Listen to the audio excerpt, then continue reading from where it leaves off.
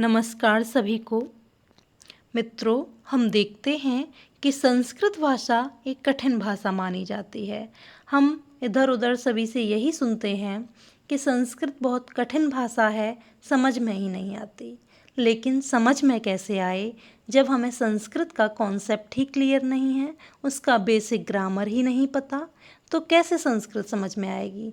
यह तो ऐसे हो गया जैसे हम हवा में तीर चला रहे हों। हमने विषय तो ले लिया, लेकिन हमको पता ही नहीं है कि उसका बेसिक ग्रामर क्या है, तो हमें संस्कृत नहीं समझ में आएगी। संस्कृत को समझने के लिए हमें संस्कृत व्याकरण को जानना बहुत आवश्यक है।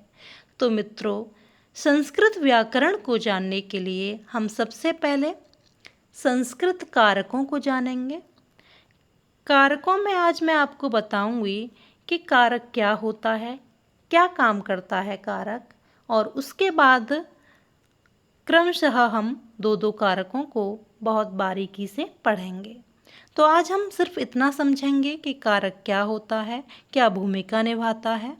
तो देखते हैं मित्रों, कारक कृ धातु से बना है और इसमें ऋण प्रत्यय का प्रयोग किया गया है। ठीक है, तो कारक क्या होता है? जिस शब्द यानी कि संज्ञा और सर्वनाम का क्रिया के साथ सीधा अर्थ स्पष्ट होता है, या जिस शब्द का क्रिया के साथ अन्वय होता है, उस शब्द को कारक कहते हैं। अर्थात जो हमारे क्रिया से पहले जो शब्द आ रहे हैं वह किस रूप में प्रयोग किए जा रहे हैं, वह कारक हमें बताता है। जैसे हमने कोई वाक्य बोला, सीता राम के साथ वन गई थी। ठीक है, सीता राम के साथ वन गई थी, तो यहाँ पे क्रिया है गई। ठीक है, गई थी। उससे पहले जो भी शब्द आ रहे हैं यानी कि सीता, राम के साथ, वन, ये सभी को हम कारक से ही समझेंगे कि यह किस रूप में प्रयोग किए गए हैं। ठीक है, तो उसी के अनुसार हम शब्द रूप लगाते हैं उसका, और सही सेंटेंस हम संस्कृत में लिख देते हैं।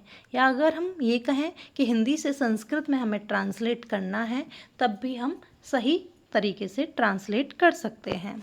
तो हम देखेंगे कि कारक प्रकरण यानी कि जो हमें कारक के माध्यम से विभक्तियों का पता चलता है, और विभक्ति के अनुसार हम सही शब्द रूप लगाते हैं।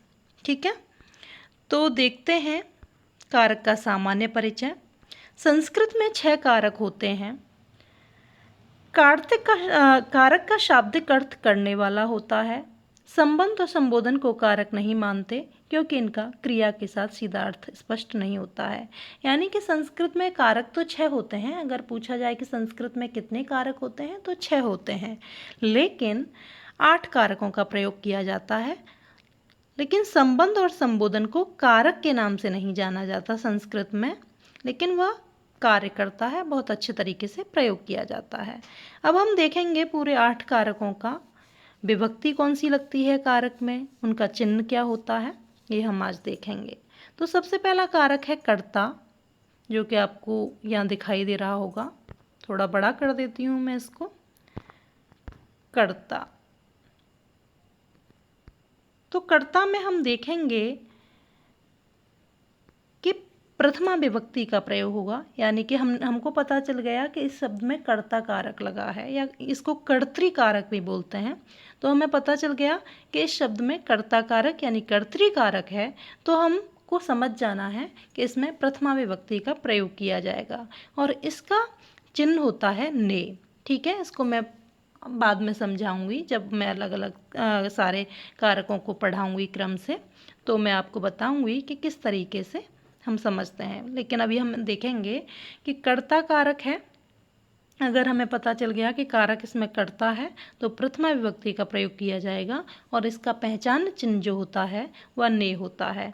फिर दूसरा कारक है हमारा कर्म कारक। कर्म कारक में द्वितीय विभक्ति का प्रयोग होता है, और इसका पहचान चिन्ह को है।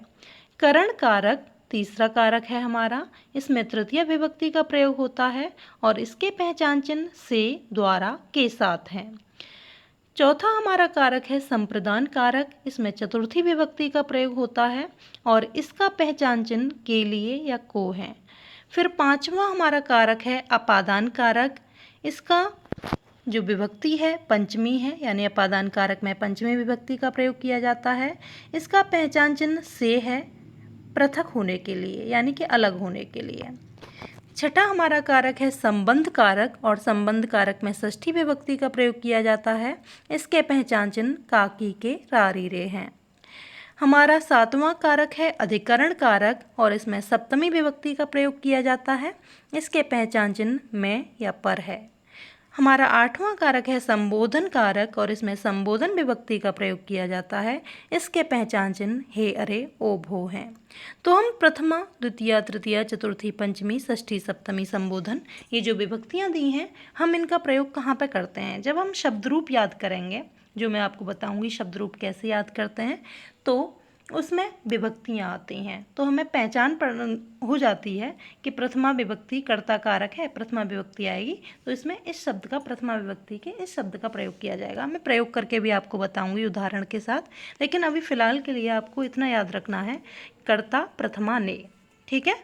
कर्म द्वितीया को, करण तृतीया से द्वारा, संप्रदान चतुर्थी के लिए को, अपादान पंचमी से पृथक होने के अर्थ में, संबंध षष्ठी काकी के रारी रे, अधिकरण सप्तमी मैं पर, संबोधन संबोधन हे अरे ओ भो।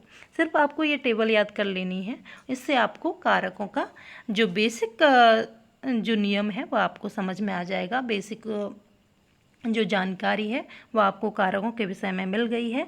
अब मैं अलग से सभी कारकों को क्रम से पढ़ाऊंगी, जिसको हम अगली वीडियो में पढ़ेंगे, ठीक है। अभी तो इस वीडियो में इतना ही।